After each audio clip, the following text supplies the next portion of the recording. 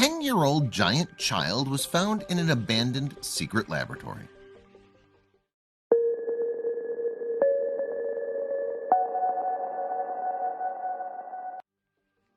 The world of science and scientists have many secrets and bad experiments, and the least that's said in their description is that they are inhuman, especially with animals. Even humans did not escape these experiments, not even kids. Most of these experiments are considered more dangerous than the World War. Well, at least the war may end someday, but the outcomes of these experiments may never end.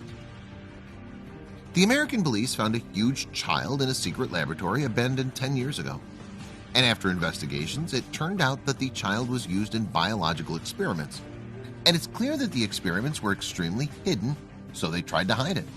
The child is considered one of the victims of science, which by finding him, we discovered how harsh these scientists are. One of the witnesses, who refused to give his name for security reasons, recounted the third dark side of the experiments. According to what the CIA men said, they used cameras to photograph the moments of finding the child with the smallest details. Witnesses of these experiments set agreements that prevent them from talking about what's happening in the laboratory.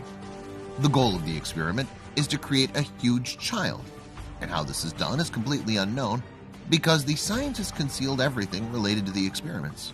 Even the government did not want to expose this crime to the people due to the great panic it might cause. Even though 10 years has passed, the child appears to be alive, and although he died many years ago, chemicals still increase his size. A secret team worked to investigate this crime. Who knows how many children can be the victims of such experiments? I hope no one will ever live to witness such cruelty. Little Albert Experiment.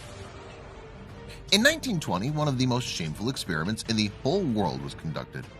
It aims to show how the newly discovered classical conditioning theory could be applied to control the fear of white mice in little Albert, an 11-month-old boy.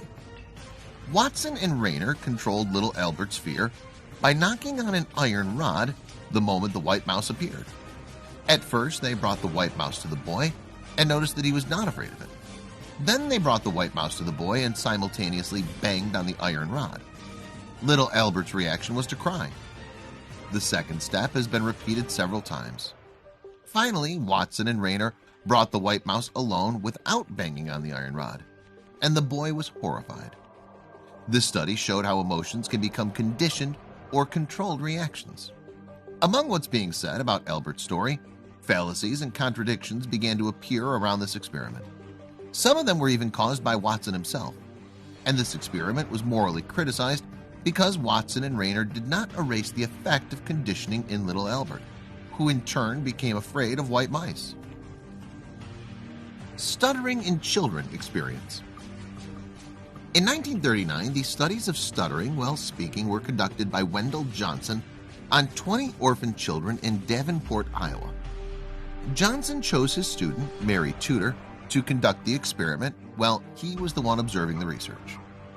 After the children were divided into two groups, the experimental group and the control group, Tudor spoke positively to the accusative children, praising them for their fluency. On the other hand, she cast negative words on the other children, underestimated them when they made the slightest mistakes during their speech, and told them they were stuttering. Lots of orphan children whose speech was normal and those who heard negative speech in the experiments suffered from negative psychological effects.